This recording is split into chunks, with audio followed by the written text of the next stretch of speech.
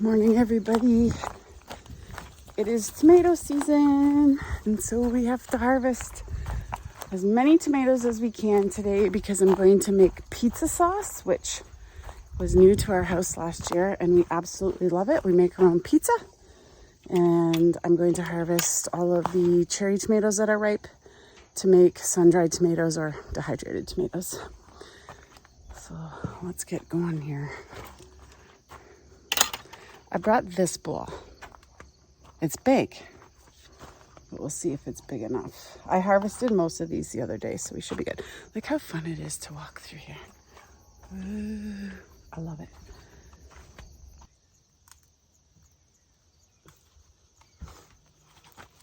Look at that beauty. Nice Kellogg's breakfast. German pink and Dr. Witchies. Look at those beauties.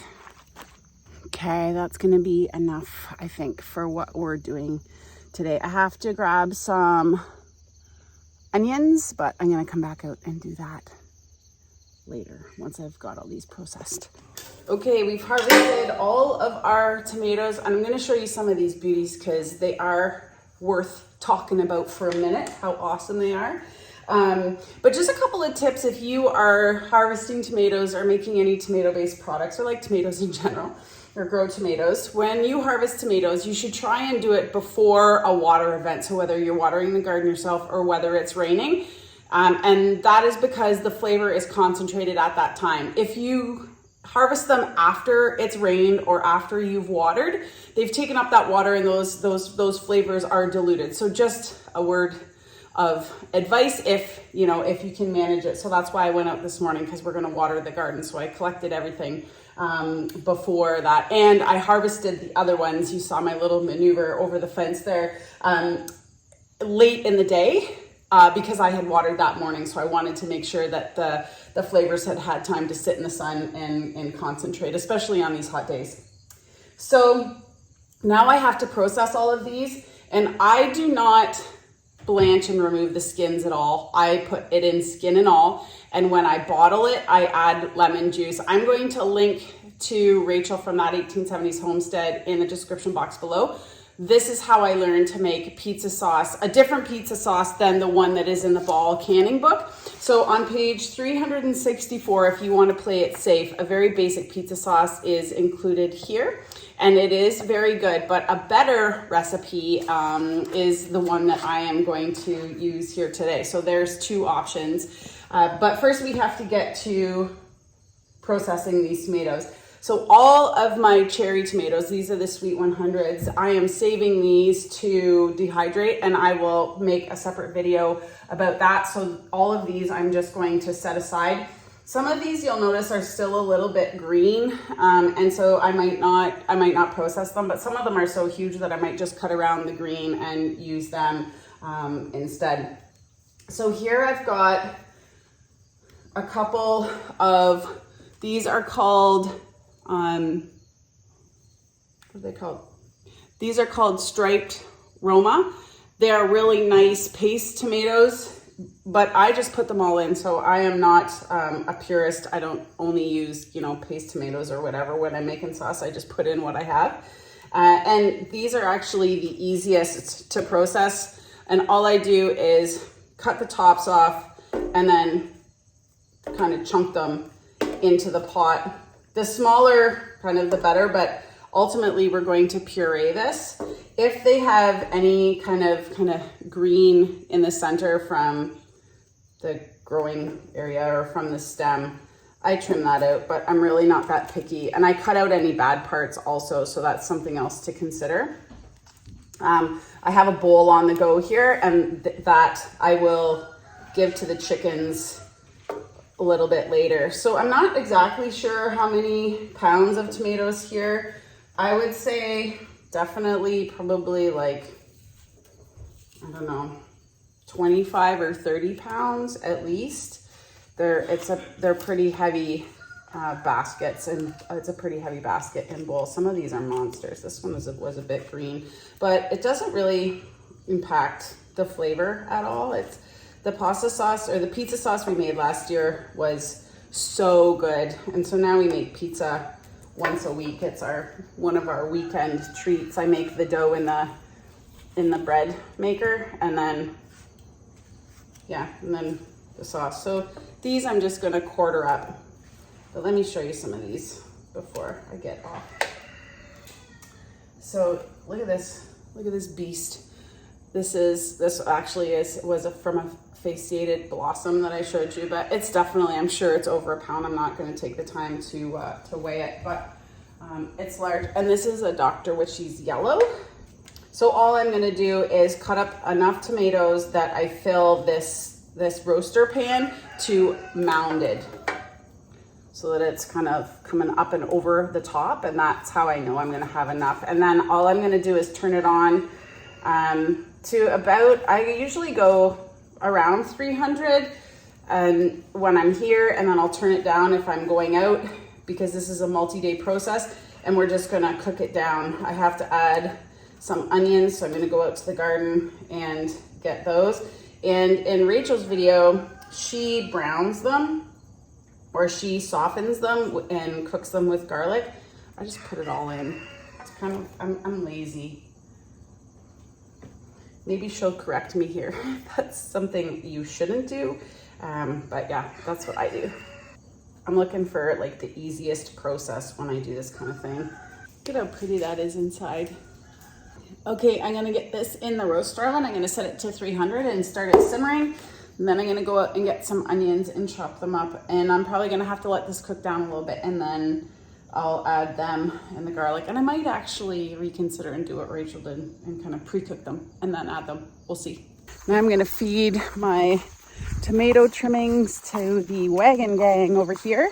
I'm not going to pre-soften or saute or anything like that, the onions and the garlic.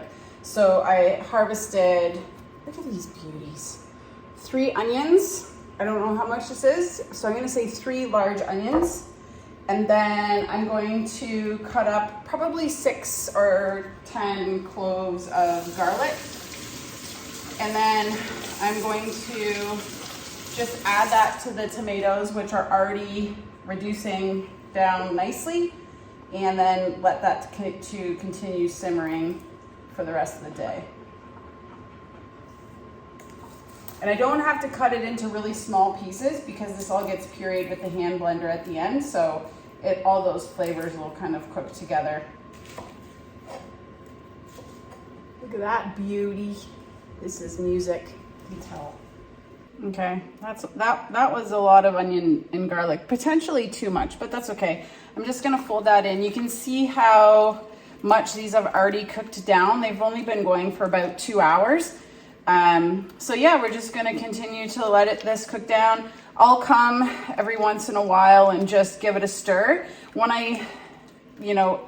at the end of the day, maybe before I go to bed, I'll probably add some spices and puree it, or maybe wait to do that until the morning. But at any rate, it's really starting to cook down nicely here.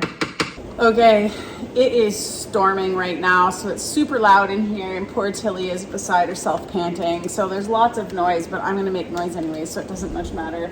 I have been simmering these tomatoes down now for, I'm gonna say 6 or 7 hours. It's about 5:30 at night now, and I got them going sometime this morning. Anyways, I'm gonna zip them with my hand blender or my immersion blender just to kind of break them all down. The onions are soft enough now. They have a little bit left to go, but it's a good time to do this. Once I've done this, it gives me an idea of how thick the sauce is as well, and how much longer I need to let it go. It's still pretty watery, so we'll let her continue to cook. It's the next morning, and our pizza sauce has cooked down really well. It's about half full now, so I've lost a lot of the moisture, and you can see it's pretty thick, like pizza sauce consistency.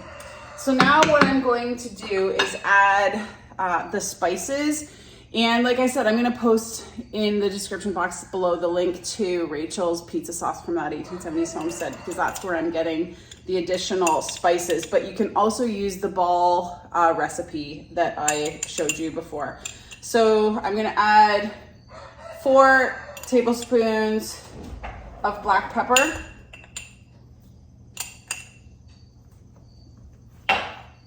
I'm going to add 1/2 cup of brown sugar.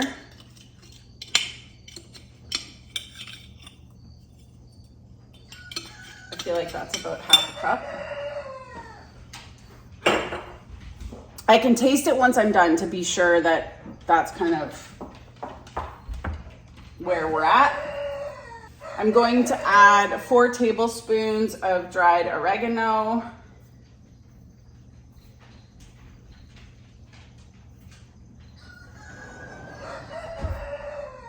Four tablespoons of dried basil. And this was basil from our garden last year, so I gotta squish it up a little bit more.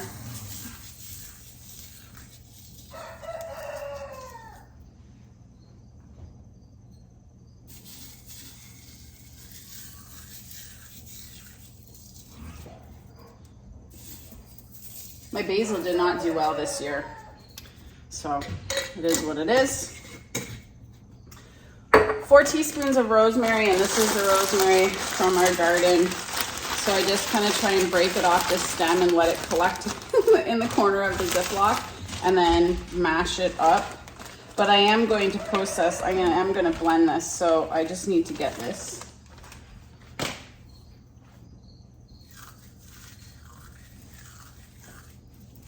A little bit broken up. The immersion blender should do the rest. 4 teaspoons of salt.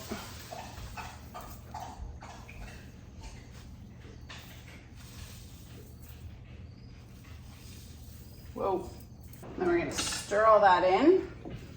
And then depending on the thickness that you want to achieve, you can add tomato paste. I'm just gonna add a couple of cans of tomato paste so that I don't have to continue to cook it down, so I can get this canned this morning. I use quite a bit of tomato paste in my summer preserving, and so I buy the Kirkland brand organic in bulk. It comes in a case. If I think 12, it is a really good tomato paste. So if you're looking and you shop at Costco, it's a good option.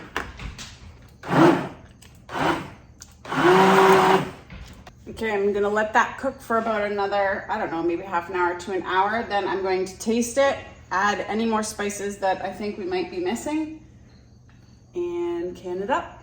My jars are just finished sterilizing, so I'm going to take them out of the pot. In the meantime, I'm going to give the sauce one more zip. It's nice and thick. As you can see, it looks much like pizza sauce and tastes like pizza sauce as well. I'll give one more zip, one final taste to make sure I've got all of the kind of flavors that I want, and then we'll jar it up. I did add, actually, I forgot to tell you, I did add about 1/4 cup more of brown sugar. I didn't add garlic salt, or garlic powder. I didn't think we needed it, but if when you taste it, it doesn't taste how you want it, then go ahead and add it. When canning any kind of tomato sauce, especially if you left the skins on like I did when you make your product, whatever it is, pasta sauce, pizza sauce, anything, you need to consider the amount of acid, because you're going to be water bath canning. If you're going to pressure can, that's a different story. So for our pizza sauce, for each pint, I'm going to add 1 tablespoon of lemon juice, and that ensures that I have the correct acidity to be able to water bath can this pizza sauce.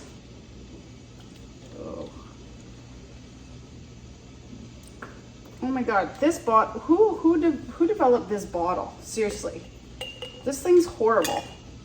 This one, I'm gonna dump it into here.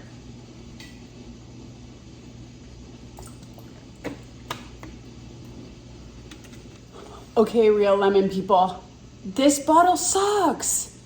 You need to reconfigure. Come out with a glass bottle. It's recyclable. You cannot measure small quantities with this because you shoot it halfway across the room. So what I've done is transferred the lemon juice into this thing, and then I'm gonna pour it into my tablespoon so I don't shoot it everywhere. Pain. It's also wasteful. Now that I have a tablespoon of lemon juice added to each pint, I'm going to add the pizza sauce. One of the other things I just wanted to tell you quickly is that 1 pint of pizza sauce lasts us for 2 pizzas, which, I mean, that makes sense. You'll figure that out on your own, but I just wanted to add that. I'm gonna go to 3/4 to a 1/2 inch headspace, probably a little bit closer to a 1/2 inch. I'm gonna wipe the rim with vinegar. I'm also gonna give them a little burp to get any air bubbles out. When you're doing this, if you see any air bubbles trapped in the side of the jar and you tap it like that, you'll see them rise and pop. So that's what you want it to do. You want to get as much of the air out as you possibly can. Okay, we're gonna get these in the canner and process them for 25 minutes.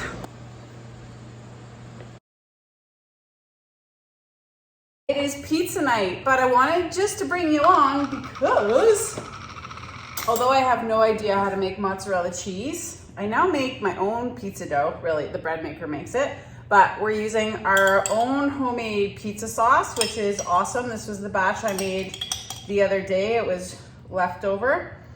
And we are going to use some candied jalapenos on the topping. So Brian doesn't eat them very much because they're spicy, but I love it on my side of the pizza. So he gets pineapple. I know there's a lot of you who will say that pineapple has no place on pizza, but that is one of the actually many things that Brian and I agree on in the food department, is that we both love pineapple. So it's pretty awesome.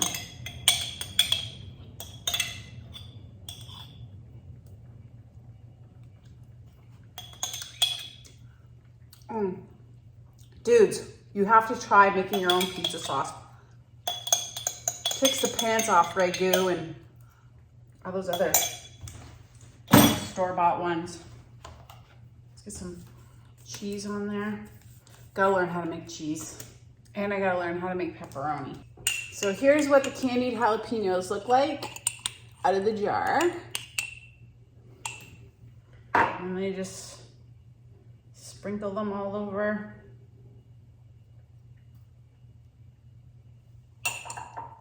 My side of the pizza. Oh, I might as well just put it all on. That's gonna be hot tamales. That's all right. I love it.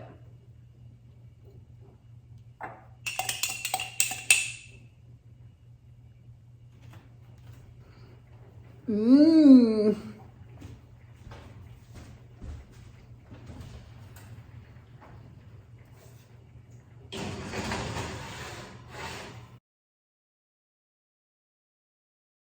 If you're interested in making your own pizza sauce, I will put the recipe in the description box below that I got from that 1870s homestead. And I would recommend you try it. It's water bath canning, so it's pretty straightforward. You can get your tomatoes at the farmer's market, or if you grow them yourselves, or a combo of both, whatever. But I don't think you will regret trying to make your own pizza sauce. Anyways, have a great day. Thanks for watching, and we'll see you next time.